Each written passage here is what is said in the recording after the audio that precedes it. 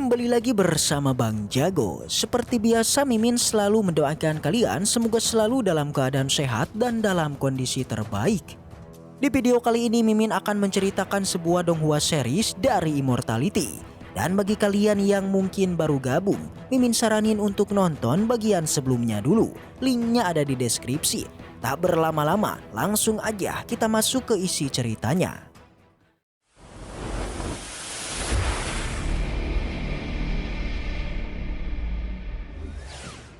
Cerita kembali dilanjutkan dengan para pemimpin aula yang telah berkumpul untuk bertemu dengan ketua sekte Yuhua. Terlihat Hua Tiandu yang menjadi perwakilan mereka untuk berbicara kepada ketua sekte Yuhua. Dia menyampaikan bahwasannya sekarang pertempuran antara ras manusia dan juga ras bawah akan segera dimulai. Apalagi mereka sekarang telah melihat pergerakan dari ras hantu yang sekarang mereka telah berani bergerak. Hal ini pun membuat mereka semua jadi khawatir tentang pertempuran yang akan segera dimulai. Dan Hua Tiandu menyarankan kepada ketua sekte Yuhua untuk melakukan aliansi dengan sekte lain. Seperti sekte Taiyin karena sekte Taiyin merupakan sekte terkuat dari 10 sekte immortal. Ketua aula lainnya yang mendengar itu pun mereka semua jadi sangat kaget. Karena keputusan ini merupakan keputusan yang tidak pernah diambil oleh sekte Yuhua mereka untuk beraliansi. Ketua sekte Yuhua juga merespon dengan mengatakan bahwasannya sekte Yuhua mereka tidak pernah melakukan aliansi dari zaman dulu hingga zaman sekarang. Dan mereka juga tidak membutuhkan bantuan dari sekte Taiyin karena sekte Taiyin sendiri terkenal menjadi sangat kuat karena mereka memiliki sebuah senjata yang disebut dengan tungku immortal. Tidak lebih dari itu mereka sama dengan sekte Yuhua. Ketua Yuhua pun mulai membicarakan agar bisa membuat sekte Taiyin bekerja sama dengan sekte Yuhua. Senior Hua menjawab bahwasannya ia memiliki sebuah rencana yang mungkin akan bisa membuat sekte Taiyin mau bekerja sama dengan mereka. Tetapi karena masalah sekarang yang cukup serius, ketua sekte Yuhua memberikan kesempatan kepada senior Hua untuk mencoba mengajak kepada sekte Taiyin bekerja sama. Dengan begitu, dia pun menyerahkan masalah ini kepada senior Hua. Kemudian pun kita berpindah ke tempatnya Pang Han sekarang yang ternyata Pang Han sebelumnya telah berhasil mengalahkan monster ular hitam yang kini sekarang mereka telah melanjutkan perjalanannya. Setelah itu, di sana Xiaoling mengembalikan pedang Pang Han yaitu pedang milik Hongyi karena di sini Xiaoling menganggap bahwasannya pedang ini tidak bisa membantunya. Namun, Pang Han justru mengancam kepada Xiaoling untuk tetap membawa pedang ini. Setelah itu pun Pang Han pergi ke tempatnya dari Long Xuan yang ternyata di sini ular hitam sebelumnya ternyata masih belum dikalahkan oleh mereka. Karena ternyata mereka berdualah yang telah kabur dari ular hitam itu. Walaupun Pang Han sebelumnya telah memberikan luka kepada si ular, tetapi ular hitam masih terlalu kuat. Meski begitu mereka masih memiliki kesempatan untuk bisa mengalahkan ular hitam tersebut, tetapi Long Xuan sangat heran bagaimana mereka bisa mengalahkan ular hitam itu. Pang Han menjawab kalau ia mengetahui lokasi dari ular hitam tersebut karena sewaktu dirinya dimakan oleh ular hitam tersebut, dirinya menaruh napasnya di ular tersebut. Jadinya hal itulah yang membuat Pang Han bisa mengetahui keberadaan dari sang ular hitam itu.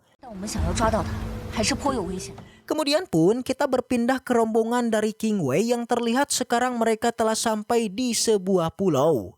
Dengan pulau ini bernama Pulau Eper yaitu sebuah pulau mewah yang digunakan sebagai tempat pesta dan juga penginapan. Setelah mereka sampai di pulau ini, Xiao Xi tampaknya begitu bangga karena pulau ini termasuk dari pulau yang menghormati keluarganya. Kemudian pun para pelayan pulau datang ke tempat mereka menyambut kedatangan Xiao Xi. Xiao Xi pun menyuruh kepada para pelayannya untuk mempersiapkan tempat tidur bagi mereka semua. Di perjalanan Xiao Xi menjelaskan bahwasannya di pulau ini mereka diperbolehkan untuk melakukan pesta tanpa tidur. Intinya tempat ini bisa digunakan sebagai tempat liburan sepuasnya, tidak peduli orang itu orang baik ataupun orang jahat. Asalkan mereka mau membayar dengan mahal, maka mereka akan selalu disambut di pulau ini. Tidak lama kemudian mereka pun mendapatkan sambutan dari ayahnya Xiao Xi yang bernama Xiao Buye. Xiao Xi pun sangat senang dengan segera ia datang ke tempat ayahnya. Xiao Xi pun memperkenalkan teman-temannya kepada ayahnya yaitu Ye Nantian, Jiang Gong dan juga King Wei.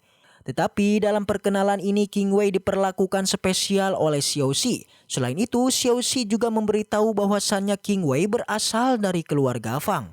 Sontak aja hal itu membuat sang ayah merasa senang karena Xiao Xi memilih seorang perempuan yang begitu tepat. Kemudian pun Xiao Buye mengajak mereka semua masuk ke dalam kediamannya. Yang di sini ia disambut begitu hangat oleh sang ayah. Namun kebaikan ini ternyata bukan tanpa alasan yang pasti adanya udang di balik batu.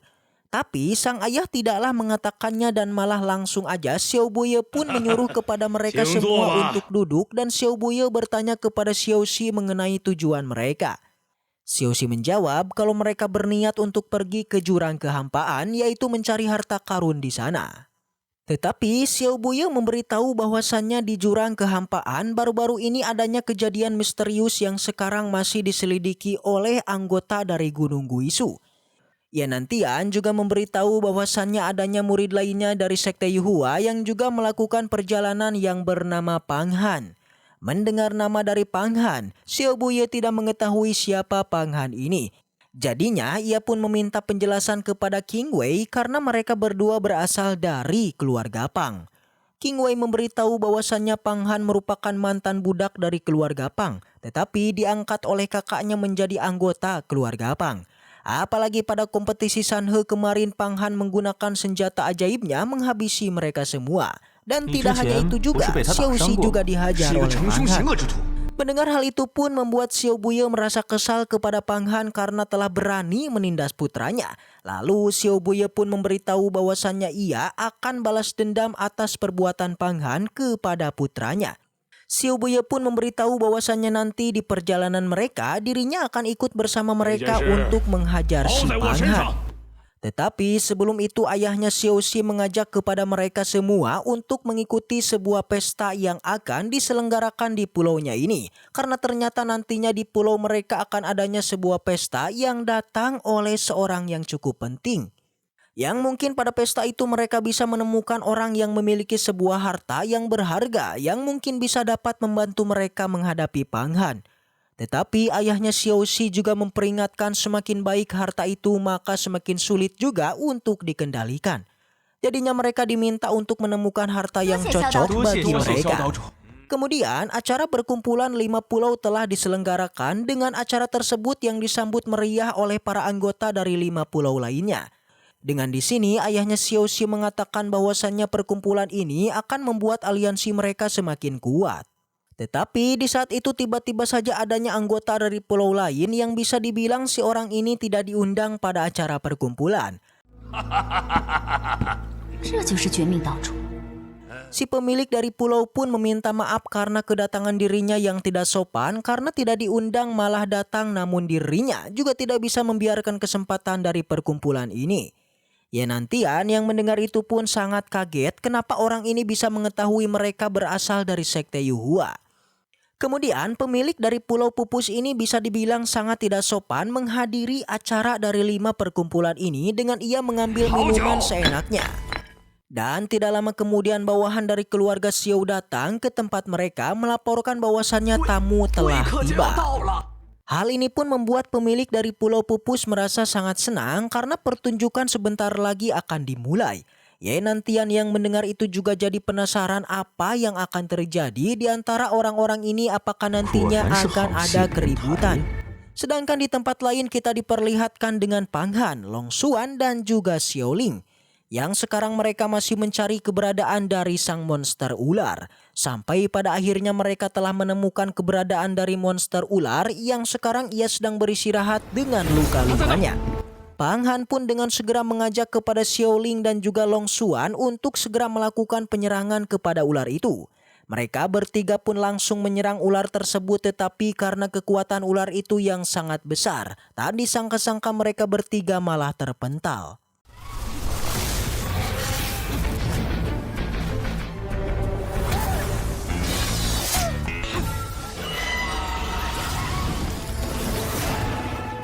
Long Xuan juga menggunakan kekuatan esnya untuk mencegah ular itu agar tidak bisa kabur. Tetapi sayangnya ular itu malah bisa menjebolnya membuat ia bisa kabur menjauh. Pang Han masih tak menyangka jika ular itu masih memiliki kekuatan yang besar walaupun berada di kondisi yang terluka. Tetapi untungnya mereka menyadari kalau ular itu tidak akan bisa menjauh lebih jauh lagi karena ia yang sedang terluka. Lalu apakah Pang Han mampu menangkap ular hitam ini? Karena ceritanya udah usai, maka kita lanjutin aja di minggu depan. Baiklah, mungkin segitu aja untuk pembahasan kali ini. Semoga kita selalu diberikan kesehatan untuk mengawal Donghua ini. Dan sampai jumpa di video selanjutnya.